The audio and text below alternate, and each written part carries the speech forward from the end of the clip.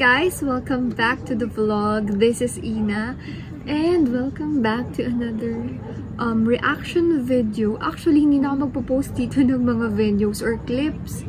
Gusto ko lang i-voice out kung ano yung opinions ko sa bagong series ng Don Bell.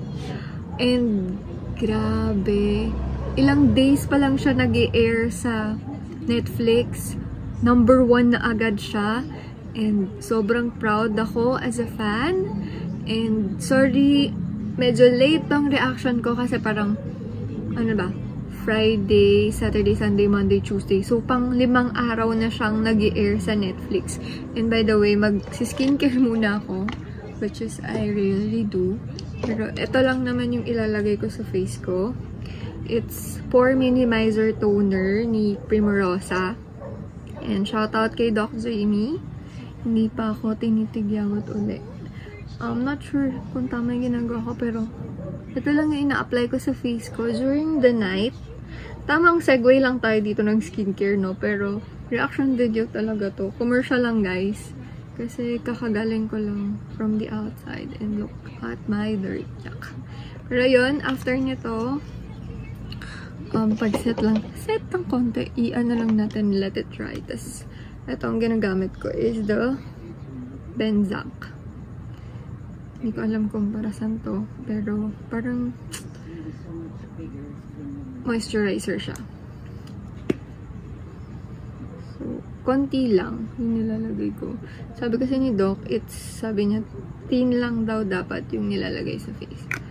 So, pahid ko lang dito. And I'm done with my night routine. So, yun na yun. Pero, let's go back to the topic, which is reaction video about Can't Buy Me Love ng Don Bell. So, episode 1 pa lang, ang daming pasabog. Like, si Shaina pala yung nanay ni Bell. Hindi ko na-upload dito yung video na parang nag-react ako about sa teaser. But, ayun nga, nag-react ako sa teaser and akala ko mamamatay si Kayla Estrada. Kasi wala siya nung MediaCon ng Can't Buy Me Love. So, akala ko lang naman. Pero, ayun nga, nandun pa rin siya. Nanay pala ni Bell yung mamamatay. And I'm so curious din kung nagpakamatay o pinapatay yung character ni Shaina. And nabanggit din dun sa MediaCon na 3 yung naging partner nitong tatay ni Bell, which is si Shaina, si Miss Agot, and si Miss Rufa Gutierrez, yung mga leading ladies niya.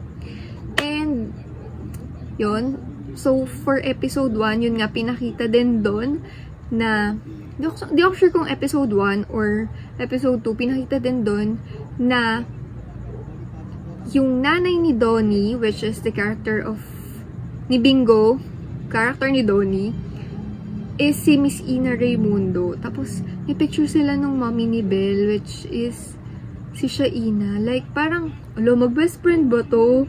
Tapos, eto pa, nung napanood ko yung episode 4 or 3, pinakita din doon na may pera si Donnie na galing dun sa company nung tatay ni Bell. So, what's the connection? Like, paano? Anong, mayaman ba sila Donnie? Mayaman ba si Miss Ina Raimundo? Baka mamaya kapatid pala ni Miss Ina Raimundo yung tatay ni Bell, which is, hindi natin alam. Kasi nga, mayaman eh. So ayun. Tapos, ano pa bang plot twist? Hindi pa masyado yung mga taga Binondo, pero grabe yung place nila. Ang daming masasamang loob. Like, kaya nilang gumawa ng masama para lang magkaroon ng pera. And, medyo hinangan ko naman yung kidnapper ni Bell. Kasi nga, kaya lang siya sumama dun sa, para may pambayad siya dun sa panggamot ng anak niya. So, humanga naman ako doon ng konti. Konti lang naman, pero mali pa din yung ganun. Yun nga lang, nakuha yung pera ni Bingo na dapat pampagamot ni Miss Nova Villa, yung lola niya. And, grabe, ang daming revelations. Uso talaga sa kanila yung ano, no? Yung third party, kabit-kabit, no? Kasi, yung mapapangasawa ni Kayla Estrada, which is Enzo Pineda, ay kinakabitan ng best friend niya. O, sino ka dyan? Tapos, alam niyo yung parang Cinderella talaga yung character ni Caroline dito. Kasi nga, may two evil stepsister siya. Yun nga lang, I adore kuya niya, which is si ahiya niya is si Albi. But, medyo nahihiwagahan ako sa pagtulong niya kay Belle. Kasi, what if, ang mangyari sa kanya ipamana bigla. So, di ba, since siya yung panganay na lalaki, dapat sa kanya yung yung kumpanya nila. Pero, parang ibibigay kay Belle yung kumpanya. What if ganun yung mangyari? Yun. Ang daming twist and turns. Episode 5 pa lang, hanggang episode 5 pa lang yung pinapalabas.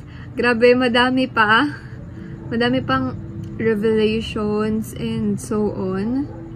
So, I can't wait to watch it sa mga susunod na araw. And by the way, I'm watching episode 2 yata to. Not sure. Or episode 2. Ayan, si Maris. Ito yung confrontation scene. So, I hope you guys enjoyed this vlog and sobrang daldal ko, sobrang random na mga sinasabi ko. Hindi ko to masyadong i-edit kasi tinatamad na din ako mag-edit. Gusto ko lang mag-hi and mag-thank you sa mga nanonood ng videos ko sa YouTube and sa Facebook and TikTok. I'm not sure kung if i-upload ko to sa TikTok, but sure to sa Facebook and sa YouTube. So, comment down below kung anong masasabi niyo sa Can't Buy Me Love. Sobrang ganda. Like, hindi naman sobrang ganda na parang OA. You know, it's bago kasing flavor sa mga teleserye. Though, parang common yung ganito, pero nakaka-curious din kasi yung mga Chinese cultures. Which is, medyo ganun ako. So, ayun lang. Thank you guys for watching. See you on my next vlog. Bye-bye!